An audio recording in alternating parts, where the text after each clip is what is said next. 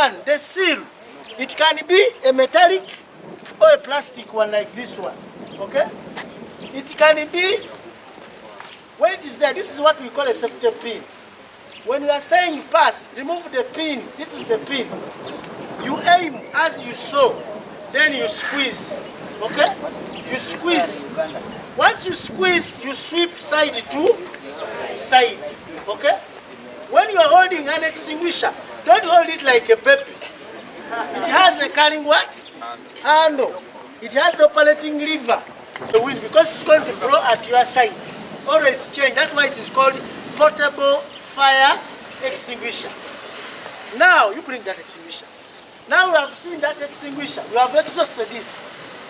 When you have it at school, when you lift it, it is heavy when it's having powder.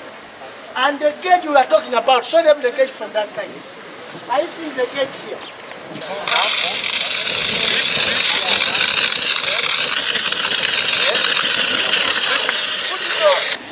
Take the wind. Come this way, come this way, come this side. Stand here.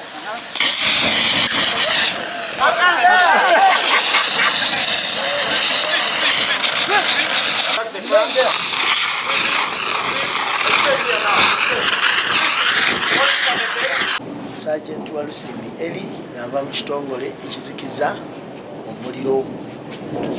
Ekitongole ekyo kitongole kya poliisi. Okusinza kunoonyereza okulu okusinga kuva ku bantu abookya bannaabo babookerera kyesuyise aso. Omuntu n'ayokya olw'ebigendererwa ebibi. Abamu